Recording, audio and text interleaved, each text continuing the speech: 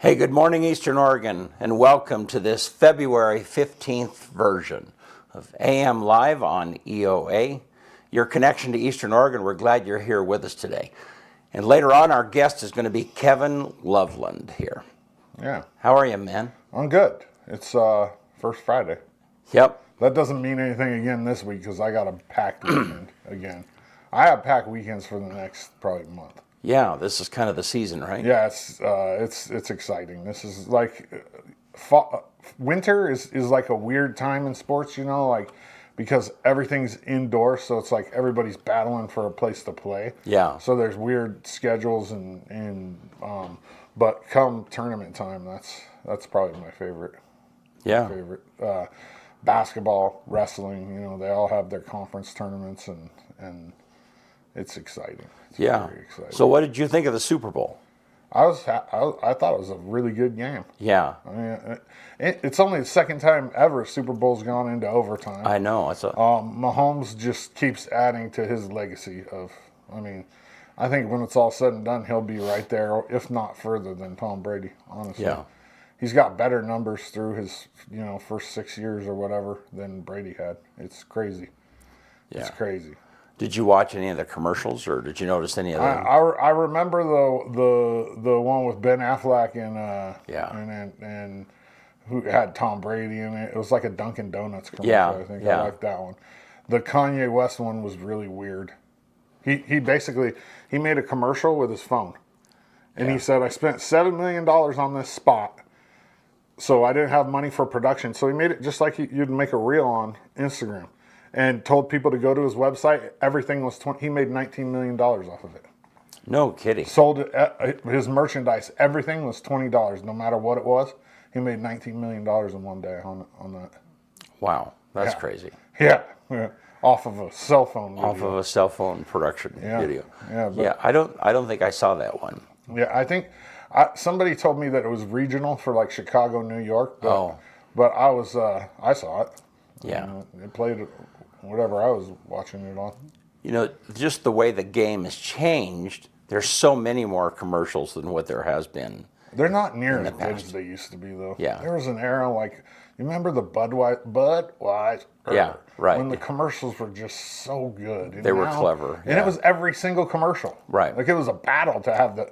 Right. I don't feel like it's the same. Yeah. I kind of think the standard is not as high when it comes to they certainly spend the money on them. It's Yeah. I mean, I guess maybe they're just running out of ideas. Yeah. What's funny, that the last play, the play that the Chiefs won on. Yeah. Corn dog. It's called corn dog. Yeah. They've used that same play in the past to win or super. That's been. I've seen several social media posts where they've broken down that play. Yeah, over the and coach, over again. Andy Reid, there's a video of him telling you exactly why that play worked. Yeah. So. Yeah. It was a heck of a play. Yeah. I think they score even without that play, though. I think Mahomes finds a way. Yeah. You saw it on third down when he ran. He ran for 37 yards that drive alone. Yeah, and that was just like a super critical. The game would have ended right there. Yeah. And Mahomes just finds a way to get it done. Yeah. It's crazy. It's crazy. I wouldn't be surprised if they're right back there next year. Yeah. Really. They've won 2 Super Bowls since they've traded the best receiver, or arguably the best receiver in the game, Tyreek Hill. And they're like, what are you going to do now? You don't have Tyreek. And what does Mahomes do? He wins two Super Bowls. Yeah. It's like, that's what they're going to do. Yeah. I hate that they're in my division. I hate it. Because, they're good. And, right. I have to give them that props, but at the same time, they're in my same division. So, yeah. That's what I say about those guys. Yeah. Yeah. All righty. Well, you want to do sports? Let's do it. Okay.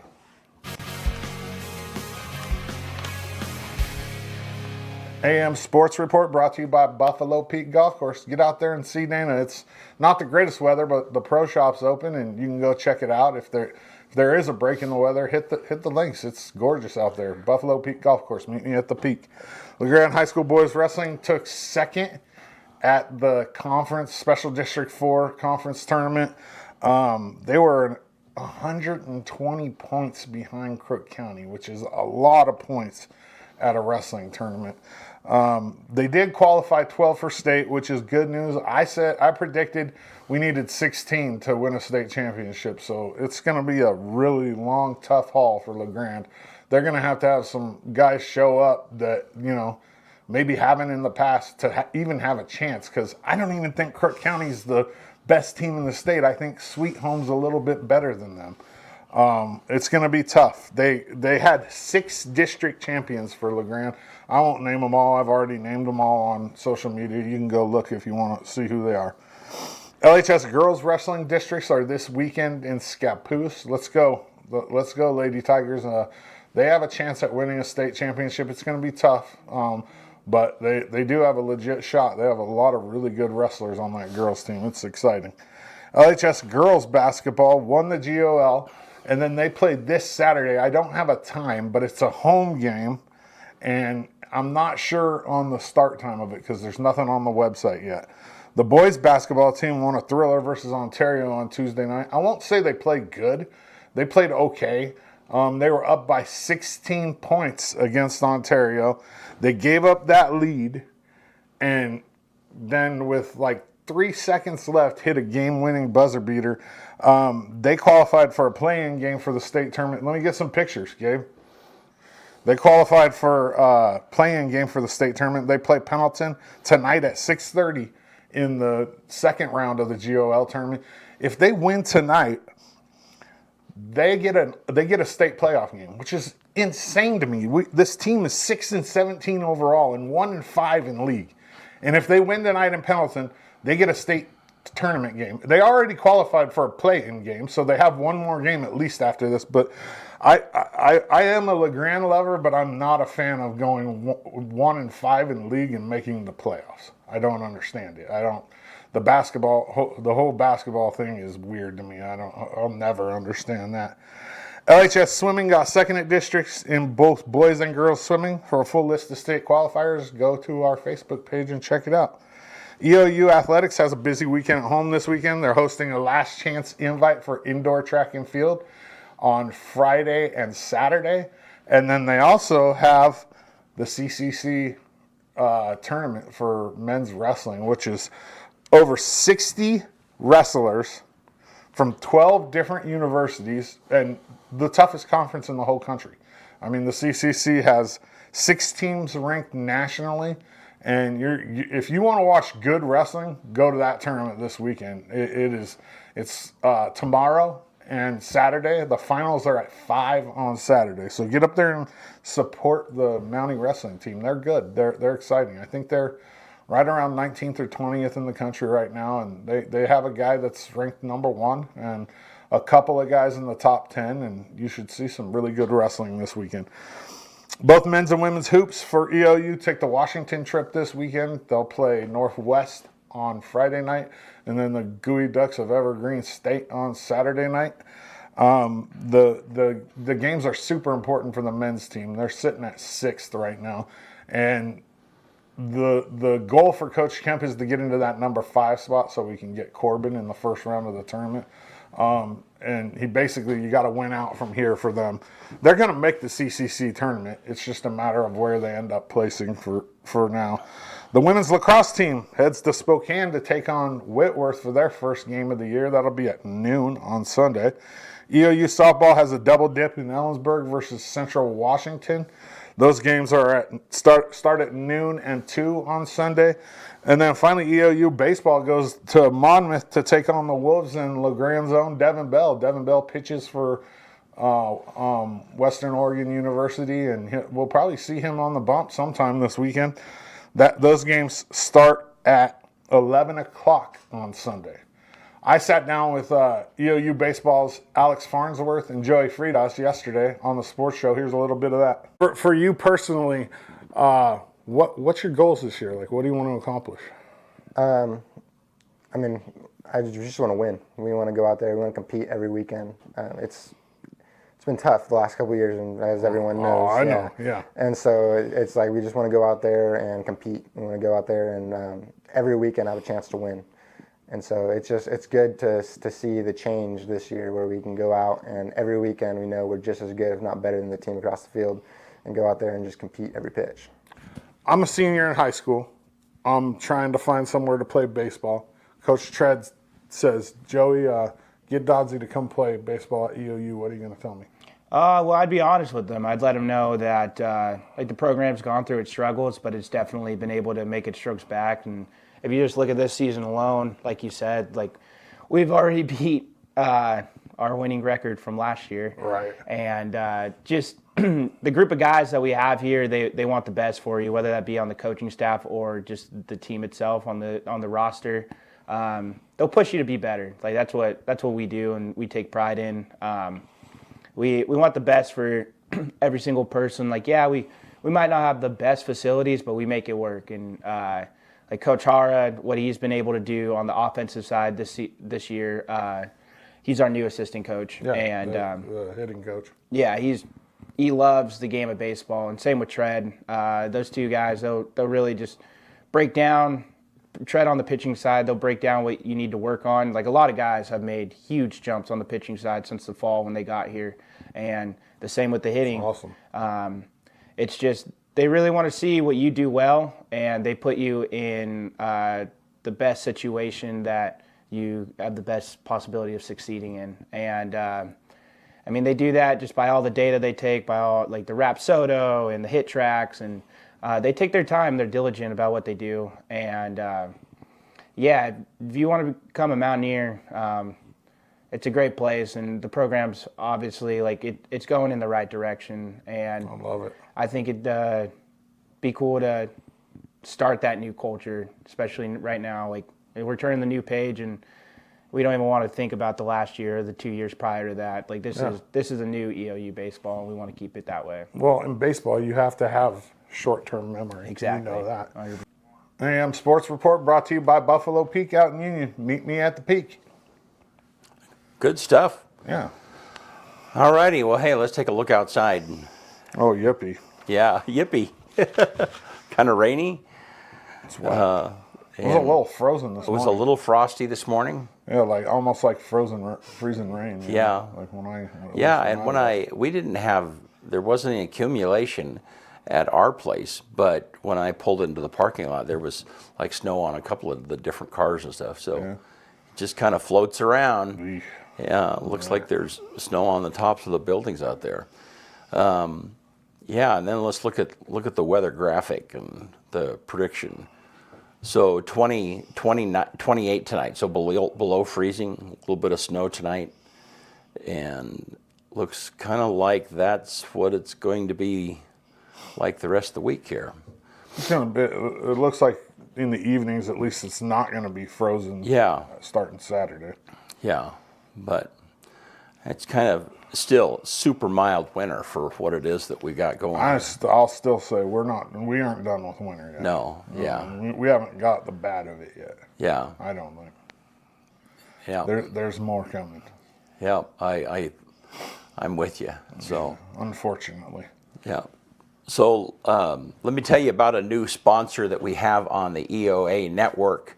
Legacy Ford has joined us, and I don't know if you've been out to their new remodeled business out there, but man, it is just incredible. The Legacy Ford team out there is doing a great job. Not only did they redo their showroom and the whole front of their parking lot, but they also expanded their service area, all state-of-the-art stuff, and just a really great business out there. Appreciate Greg and his team for investing in local. It makes a difference. They have a great oil change special right now called The Works, and I think this is their regular price. It's not even a special. So for $49.99 for gas and $99.99 for diesel, there's an oil change. And the cool thing is that they will actually, you can schedule with them to come and pick up your vehicle, do the oil change, and then return the vehicle to you. So it is really something that's convenient for you guys.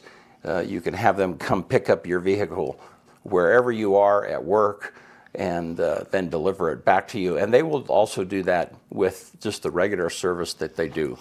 So be sure and check them out, legacyford.net, or you can also call them at 541-963-2161. Legacy Ford, one of our new EOA network sponsors. All right, so right after this, we're going to have Kevin Loveland join us right here in the studio. We'll be right back. Eastern Oregon is full of interesting people with interesting minds and interesting things to say. Here at EO Live, we're committed to connecting you to these intriguing people with EO Talks. We let our special guests share their ideas and life experiences with deep, open, engaging, and inquisitive conversations. You'll also be informed in depth on some of the most recent and relevant events, issues, and more. EO Talks on EO Live, your connection to Eastern Oregon, now on Roku.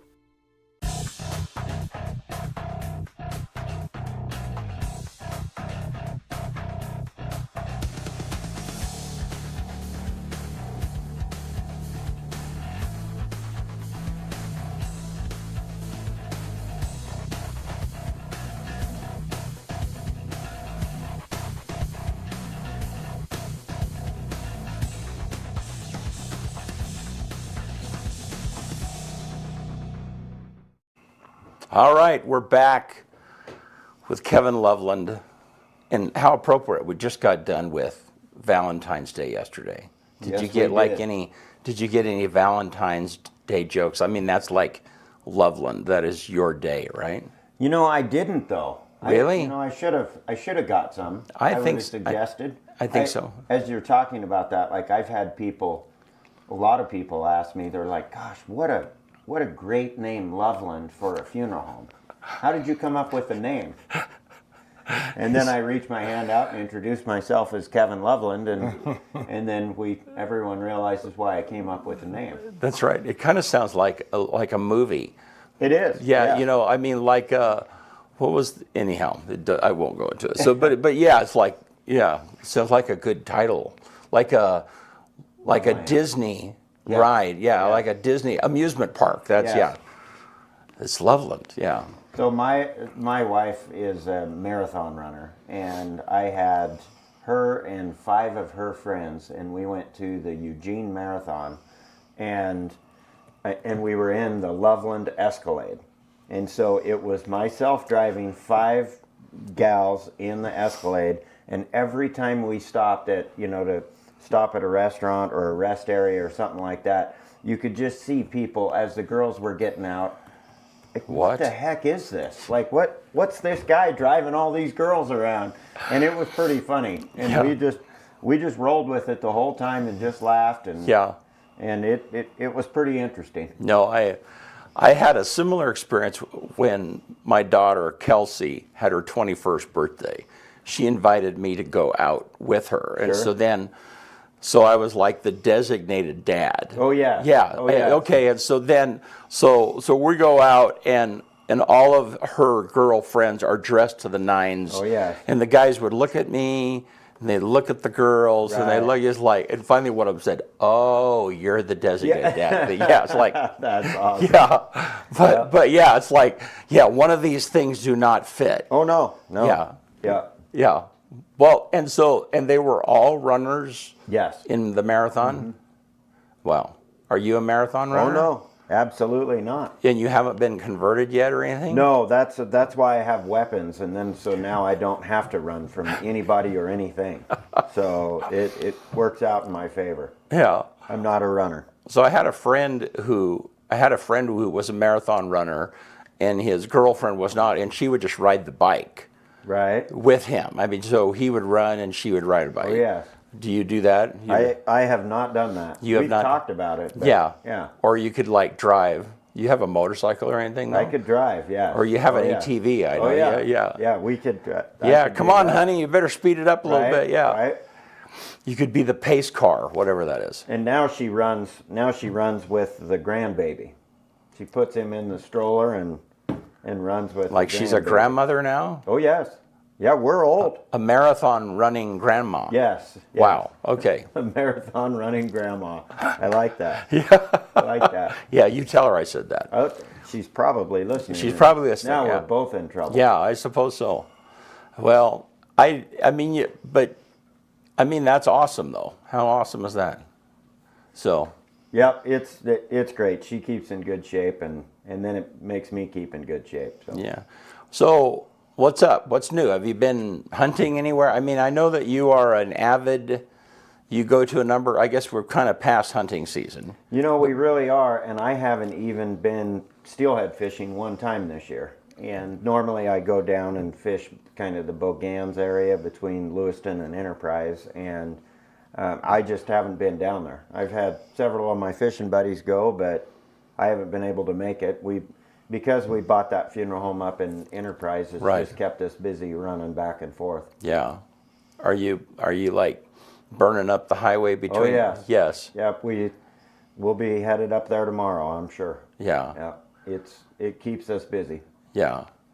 And we talked about this the last time you were together, which is not too long ago. We talked quite a bit about the funeral home business and so on and so forth. And so, yeah, and that's an adventurous expansion for you.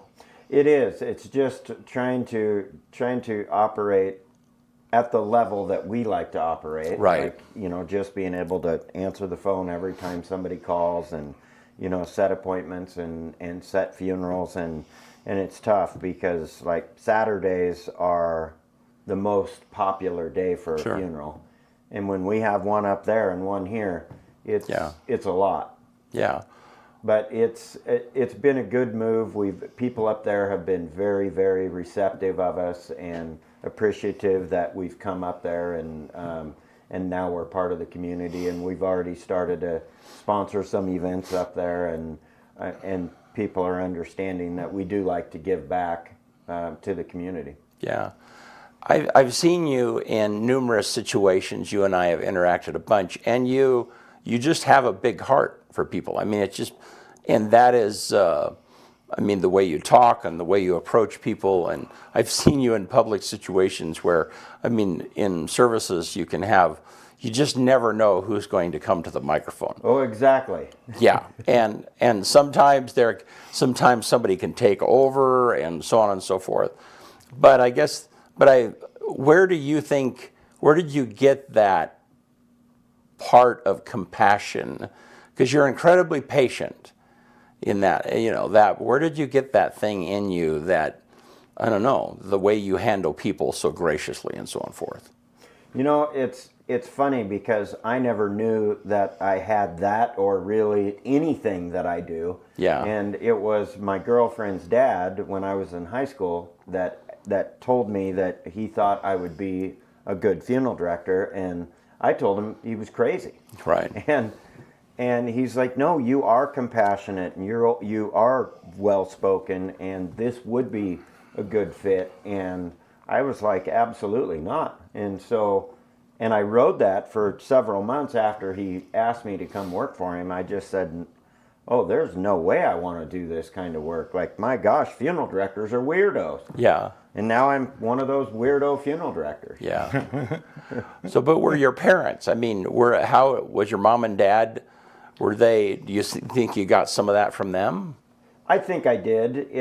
I don't know, it's been interesting because nobody in my family has ever owned a service style of a business where you actually service the community. And so it just, I meet with my accountant every year, and it doesn't matter how busy we are at the funeral home, I still make the same amount of money, and we just continue to give more to the community. And we have done that since 1999. And I have other funeral directors that are like, my gosh, you give way more than most places. But what everybody and I know everybody understands this, is once you start giving to people in a community, if you do it the right way, they give back. Right. And it's not just about, and being a little selfish on my part, it's not just about sponsoring that Little League baseball team. Your business does benefit when you do that kind of stuff. Like when I team up with you and we do the sports channels, it's nice that we're doing it for the community, but also the community does understand that, hey, Lovelands are good people, so we're going to give back, and we're going to call them when we need them. Right. I call that the circle. The circle. Yeah, Yes. that's what I call it. Like when I'm talking about local businesses supporting sports or the sports show, it works in a circle. You know, the business gives me the ability to provide a message to the community. Yes. And then I give that to the community, and then the community gives the business to the business. Yes. Which gives them the opportunity to make that circle complete. They give the business to the business. Yeah, I like that. Yeah, they give the business to the business. Well, and we love partnering with people like that. And Legacy Ford fits into that same model. You know, so does Northwest Furniture and Mattress. I mean, all of those guys, you see their names, and you see their names on the jerseys of baseball players and little leaguers, and you see them in the parade. I mean, you see those same names over and over again.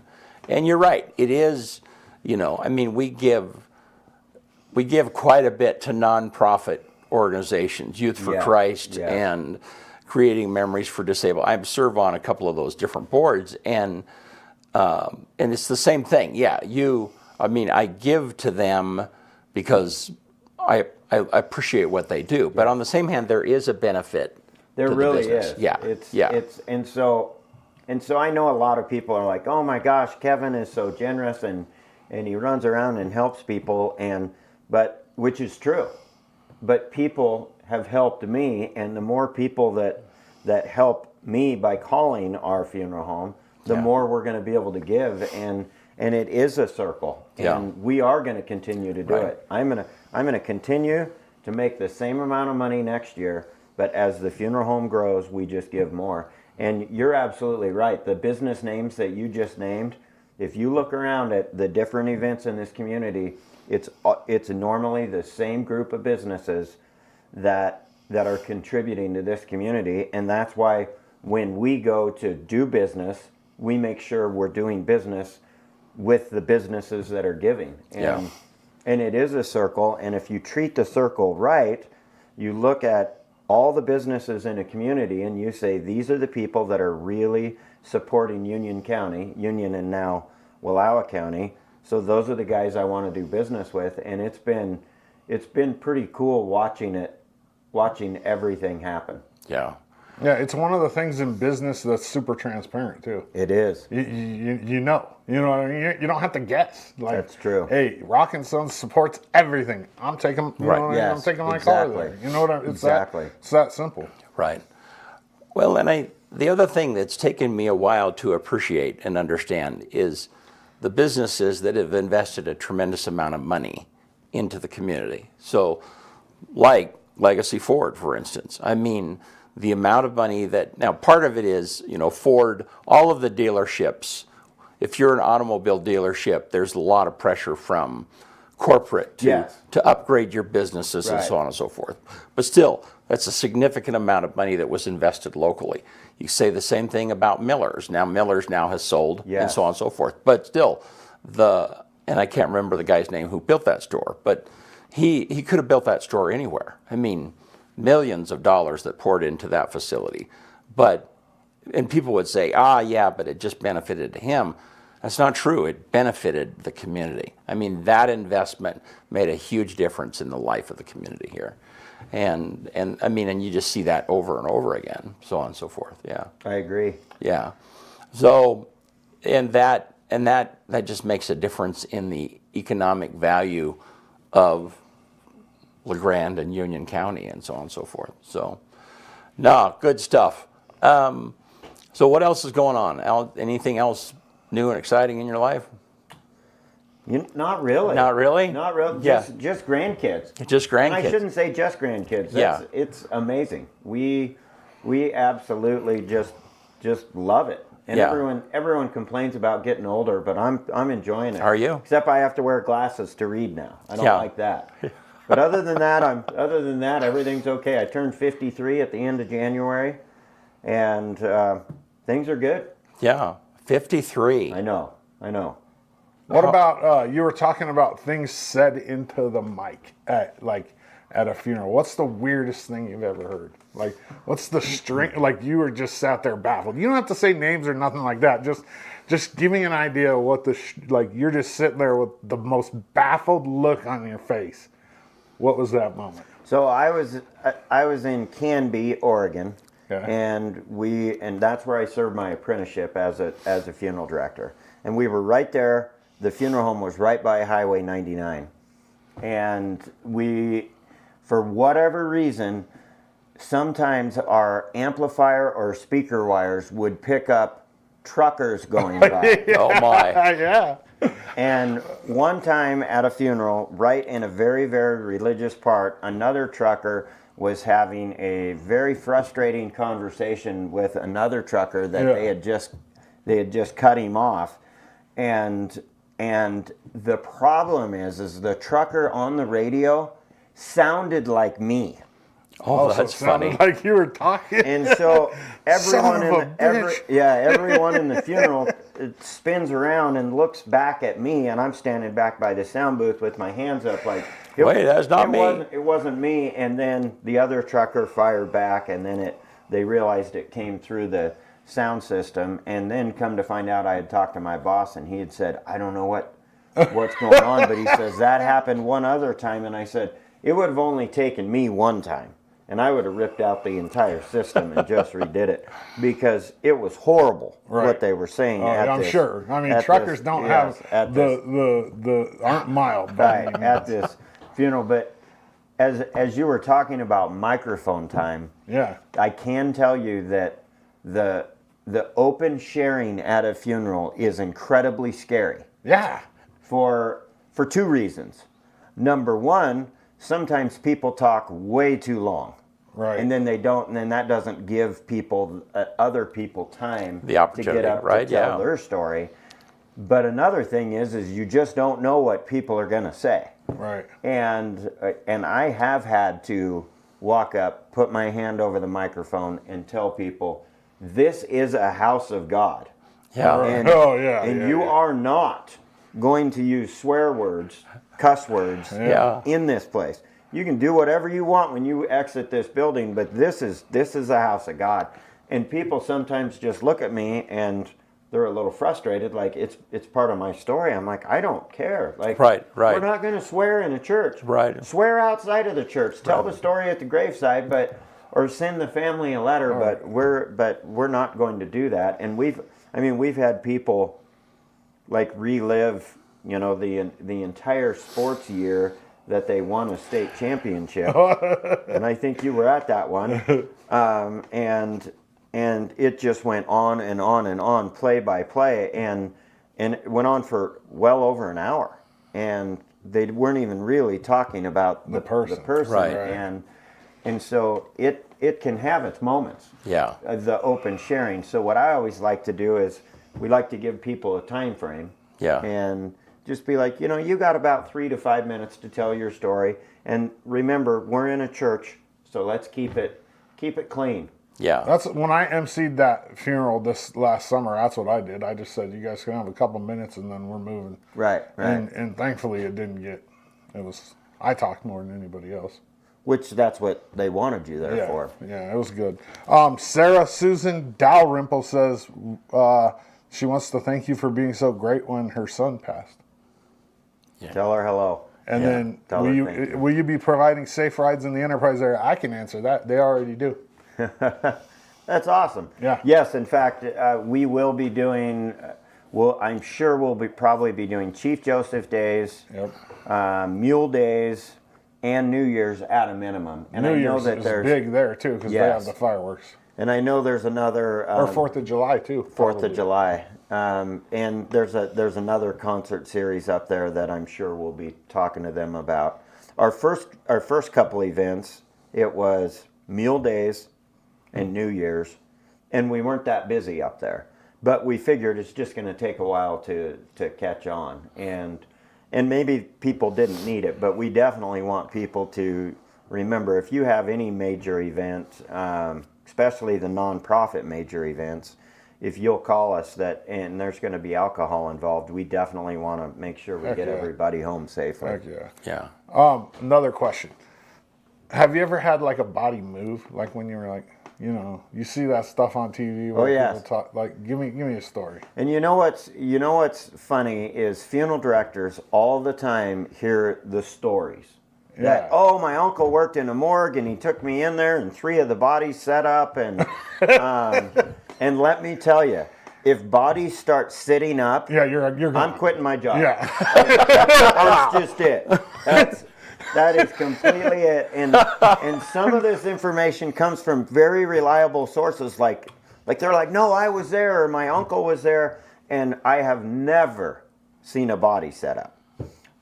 The one thing that does happen is... that's what I want to know. What actually happens? The one thing that does happen is funeral homes in the past, and this has gone back to ancient times, they always will put the hands try to put them across the chest. And a lot of the times, your natural pose is down at your side. Yeah. And so what has happened is somebody could come up and bump the casket, and those hands could slip and fall down. So because of that, and we've had it happen, and it scares the heck out of people. Yeah.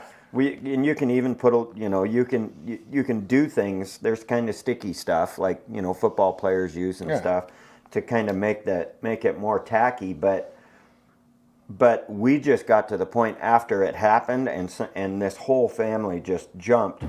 I said, we're just not doing it anymore. And because it is an issue, hands can move because they want to naturally go back down. They're not moving because the person is still alive. No. Like people all the time they think, oh, bodies sit up like when a snake passes away, and they're continuing to move for hours and hours and days, and that doesn't happen. Right. But so now when you notice at our places, the hands are normally down at the side. You don't even give it a chance. Why fight it? Yeah. Oh, it scares people really bad. I've seen it happen a couple of times. What's the scariest thing that's ever happened to you? You had to have been freaked out at least once. You've been in the business for 25 years. Scariest, not the scariest thing that's ever happened, but I one time I was working for, well, it was pretty scary. I was working for a funeral home on Martin Luther King Jr. Boulevard. In Portland. It's now a McMinimum's pub. Oh,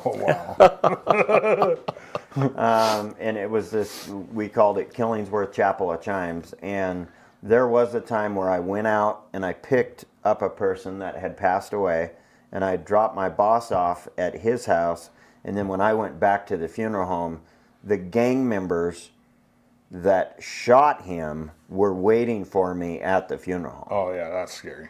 And I don't know what their agenda was. And so I pulled into the parking lot, and I knew it was from the rival gang, because, and I don't remember who had the red bandanas and who had the blue ones, but this kid had a bandana on that was, let's just say it was red, and then when I pulled into the parking lot, they were all blue bandanas. Right. And so I just kept driving. Yeah, not even playing. But another thing that I had happen one time is I was down there, and I was pretty close to that same area, Martin Luther King and Killingsworth, and I did have somebody open up the back of the van and then jump inside, and they were going to carjack me. And but they were in the back, and they're just kind of surveying, but he's got his hand on the mortuary cot, which there was a deceased person on, and I just turned around and I pointed at that cot that he had his hand on, and he was on his way to come probably try to wrestle me out of the car, and I just pointed right back at that person, and I just said, "Dead body." Yeah, and he's like, "I'm out." Dead body. I'm out. And this kid was he was big. Like I'm sure he probably could have gotten the vehicle. Let me tell you, he had already closed that door, and it was a cargo van. He couldn't get out that door, so he started screaming and yelling and jumping up and down and banging on the windows, and until I unlocked the doors, because the side door was unlocked, and then he went out the side door and just took off running. But I think that's probably the last time he decided to carjack a van. Right. Yeah. Yeah. That's crazy. But that one, That's awesome. yeah, that one was pretty scary. I had a couple of buddies in in college, that they were at a funeral home in the middle of the night, and they had picked up 2 deceased people, and they left one person in the rig and just went inside this building, closed the door, filled out the paperwork, and when they came out, the rig was gone. And it had a deceased person in it. Oh no. So they immediately pick up the phone and call 911, and as the police are driving there 1 block away from the funeral home, they found that van. Yeah, they realized there was a body in there. Yeah, And they bailed. whoever took that, they thought that I'm sure what they thought is okay, they just unloaded the body. Right. Because they were watching. They were obviously right there. Yeah. They just unloaded the body, so now we're going to steal their van. Well, they got a block away and realized there was still another body in there, and both doors were open. The rig was in park, and there was no harm. And the police found the vehicle within like 30 seconds after the call. Wow. Yeah. So That's bad mojo. I mean, oh my. Oh yes, even thieves know that. that's true. That's true. Well, and how awful that would be to have to explain to a family. Oh gosh. Hey, we don't know where your loved one Yes. is. Yeah. Yeah, and it's an interesting business because people look at it all the time. Like when we go on road trips, like I had a funeral in San Jose, just a few months ago. But when we go on road trips, you just don't leave the casket parked outside of the Motel 6 in the vehicle, because if your vehicle gets stolen, Right. Wait, you take it in the hotel room with you? no. Get it its own hotel room? No, we do not take the body. Or the You call one of your mortician buddies That's and what say, we hey, do. let me That's what we house do. a body. And so as we're doing these trips, Yeah. You have to coordinate with a local funeral home. And okay, I'm going to tell on myself. So on my way on this trip, I was driving. We have a diesel Yukon GMC, and I was driving, and I got to Eugene. I think you might have heard this story. I got to Eugene and had the casket in the vehicle and everything, and I was headed south. And I go to fuel up.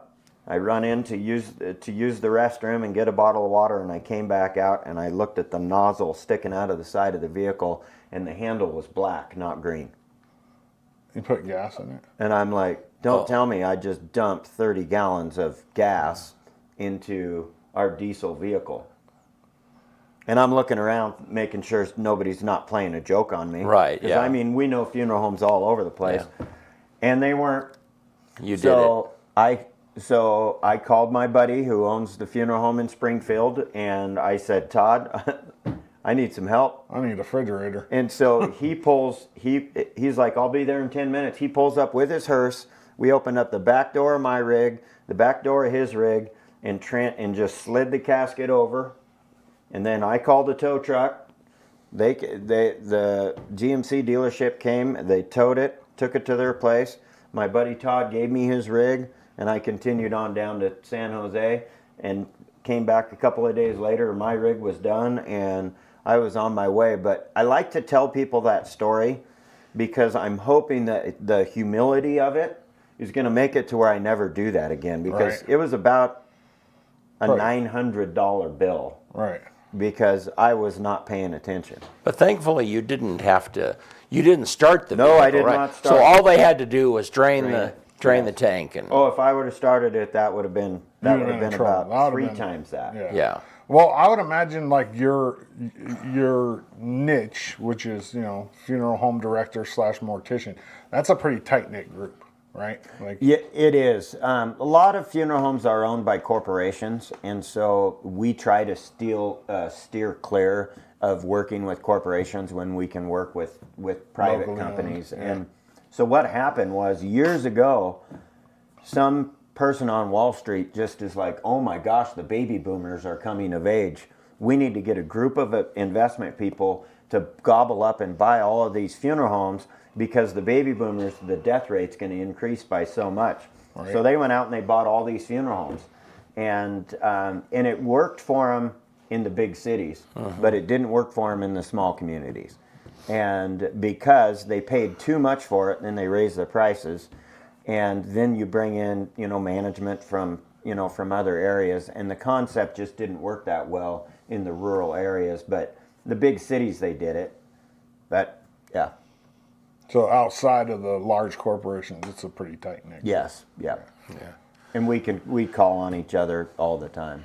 Nice. So has there ever been a time when you were speaking at a funeral that it was like you misspoke or you said something stupid that you had to retract or?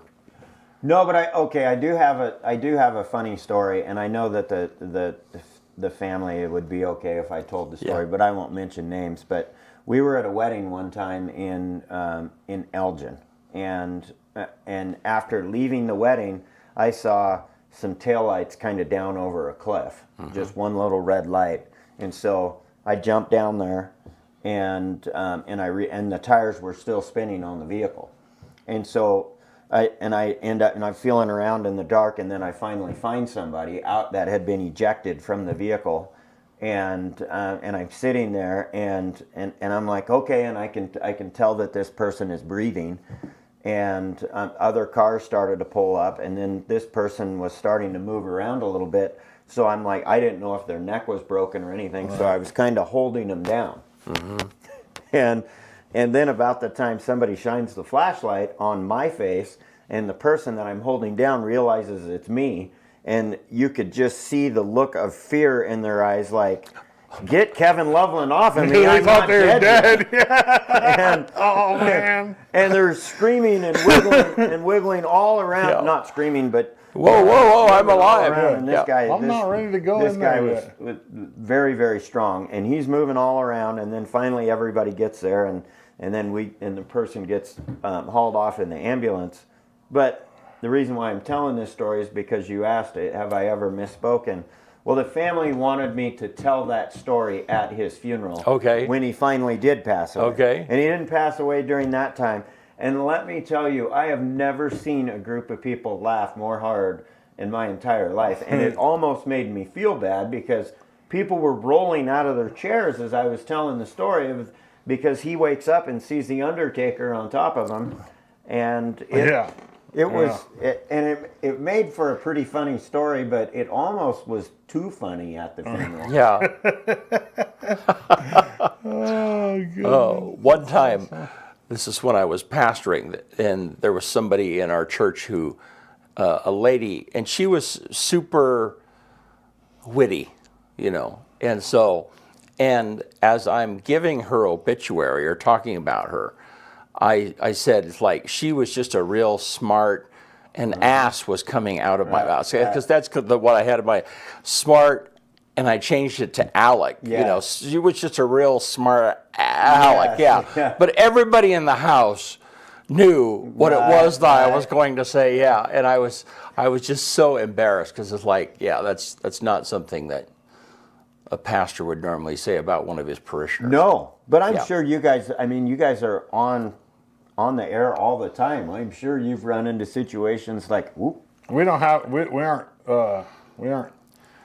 to follow F. We're just guided by ourselves. I don't think I've ever dropped the F-bomb. Right. But I've said some. There are times where it's like, I wish I could retrieve that. Right. Yeah, definitely. Yeah. So. But I don't think anybody's dropped the F-bomb. No. But everything else. The only time it's ever been, it is ever bad out of service is during the sharing time, and that's when, and my gosh, and even if it's in a public area, I'll still step up there and just be like, you know what, there's some people here that you're probably offending with your language. Well, and the thing I've noticed is sometimes people are just not aware.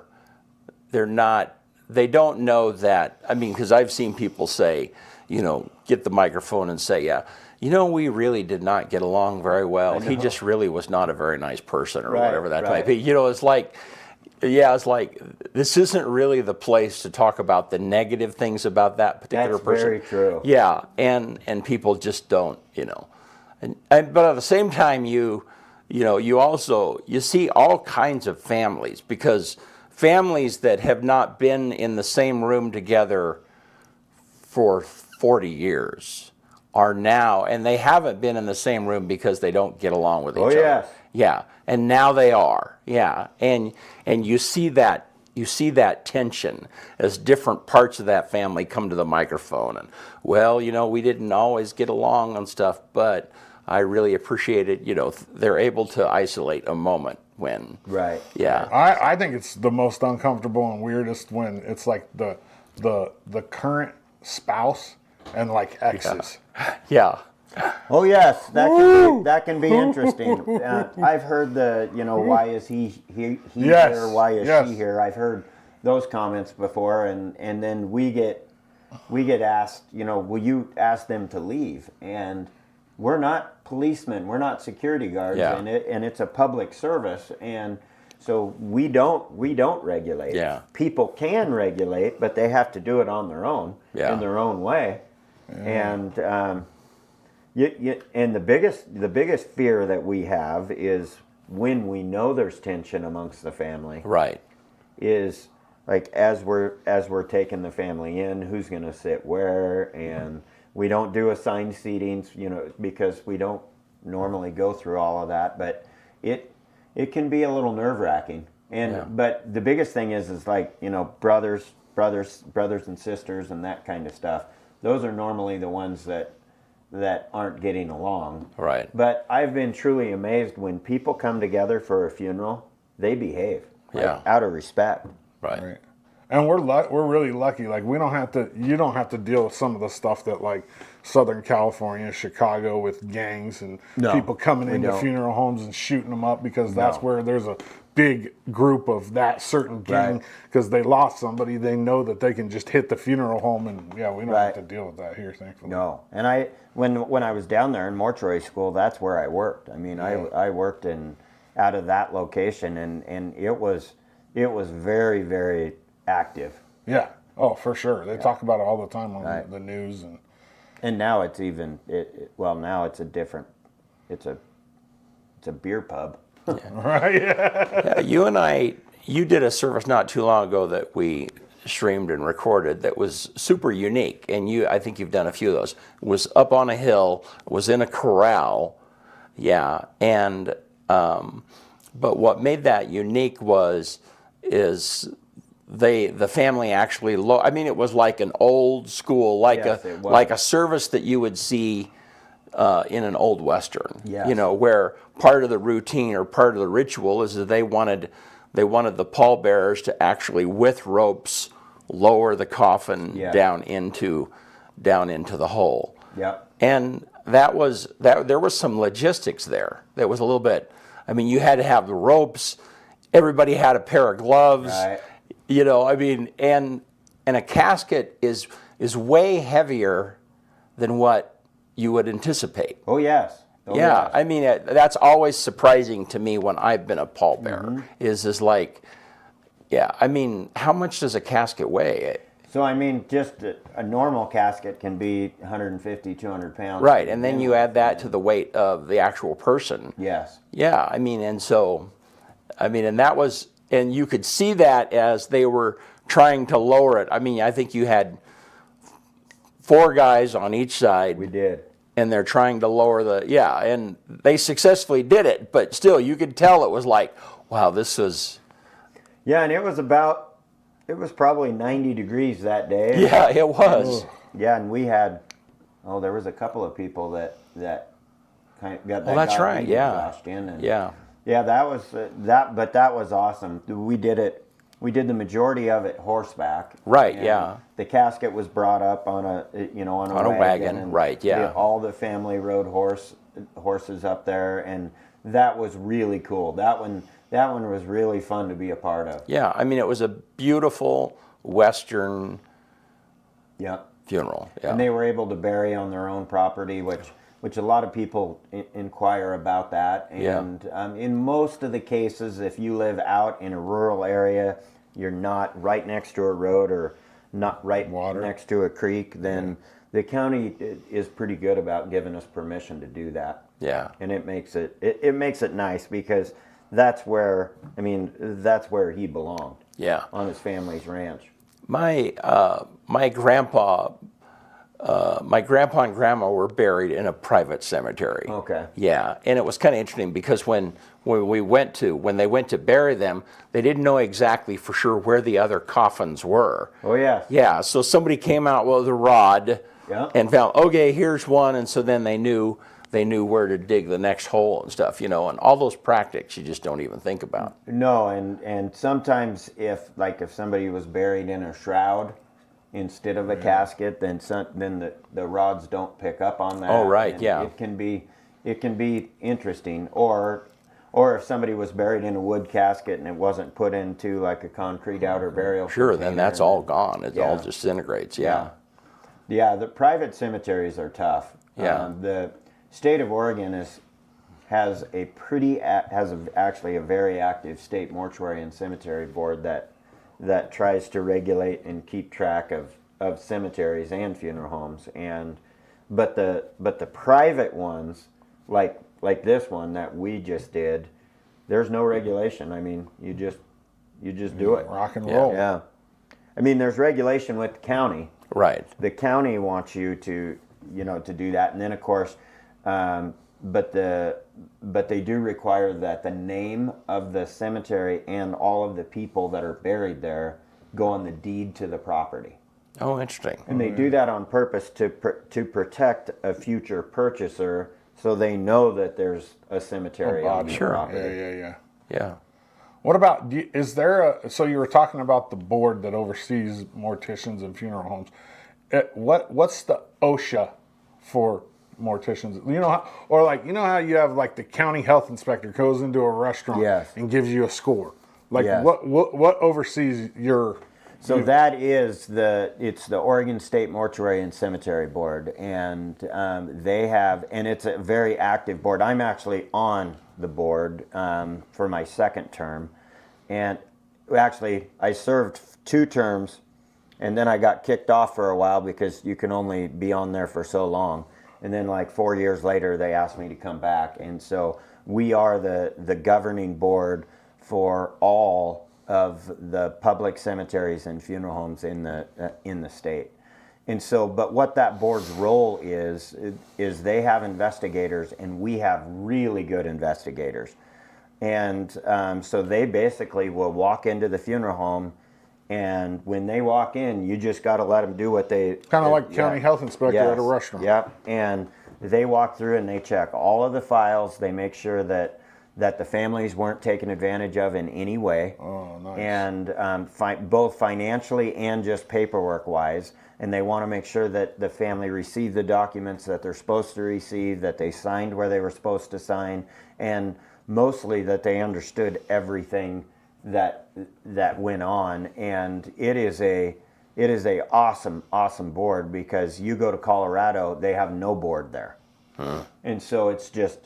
it's kind of like a free-for-all of funeral homes in Colorado, because they don't have a governing board, and Oregon just provides accountability, right? Oh, and it does. Oregon is strict, and I'm on the board, so not only so I can know all the new rules and the right things to do, but also being on the board, we change laws and legislative issues get brought to us. And so I'm kind of on the board representing all of the funeral homes in Eastern Oregon. And so they know that they can call me if they have an issue that they want to bring up with the board. The state. And it's been great. Like we have meetings. Most of our meetings are done in Zoom, and which makes it nice to where I'm not having to travel to Portland. Yeah. Because the home office is right by Lloyd Center,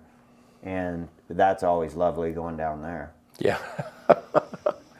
JD says when he dies, he wants his casket filled with a bunch of sandbags and about 1,000 pounds worth, so he can be a pain in the ass to his buddies one more time. Oh my God! I mean, you're so big that I don't think we'd have to put 1,000 pounds in there, dude. Yeah. It's gonna be a load anyhow. It's not gonna be a little casket. Well, man, thank you for jumping in with us this morning. You're welcome. It's always a pleasure, and we always have lots to talk about. Yes, we do. Thanks for having me, and I kind of showed up dressed down today, so thank you. No, you're good. That's all right. Yeah, glad you're here. So Thanks, buddy. Yeah. I mean, I thought your hat looks kind of cool. I don't know what it is, but no, you don't look like dressed down at all. Little Native American mixed Yes. with a little. Yeah. I like it. Well, you want to get us out of here, man? Let's do it. On this day, 399 BC, philosopher Socrates. How do you say his name? Socrates. Is that right? Socrates. Okay. I knew it was close. Is sentenced to death by the city of Athens for corrupting the minds of the youth, and the city for impiety. 1799, the first U.S. printed ballots are authorized in Pennsylvania. 1842, the first adhesive postage stamps in the United States, in New York City. 1933, President-elect Franklin D. Roosevelt survives an assassination attempt in Miami, Florida, but then Mayor of Chicago, Anton Cermak, was killed in that same assassination attempt. 1961, a plane crashes with the entire United States figure skating team outside of Brussels Airport in Belgium en route to the World Championships. 73 crew and passengers, including 34 American skaters, coaches, officials, and other team members, are lost in that. I never knew that. I didn't either. I never knew that we lost the whole figure skating team. 1985 teen film The Breakfast Club is released, written and directed by John Hughes, starring Molly Ringwald, Judd Nelson, Emilio Estevez, Anthony Michael Hall, and Ali Sheedy. And then 2023, scientists warn that the Thwaites Glacier, the so-called Doomsday Glacier, the size of Florida, is weakening, threatening a global sea level rise of 1.6 meters. One glacier can raise the global sea level 1.6 meters. That's a lot. Yes, it is. That's a big glacier. I mean, the size of Florida? Yeah. That's a big glacier. Wow. Number one song in America on this day in 1994, The Power of Love by Celine Dion. And then the quote of the day comes from Maya Angelou. I can be changed by what happens to me, but I refuse to be reduced by it. One more time. I can be changed by what happens to me, but I refuse to be reduced by it. Hey, Kevin, I got a joke for you. Oh, yeah? Yeah, what's the, pull that, get that thing off the screen. There we go. What's an Undertaker's favorite element? I have no idea. Barium. Oh, my word. Barium. Oh, my word. Barium. Yeah. I like it. Yeah. All righty. Hey, thanks, man. You bet. Thanks for having me. See you Thanks on for being Tuesday. here with us. See you guys soon.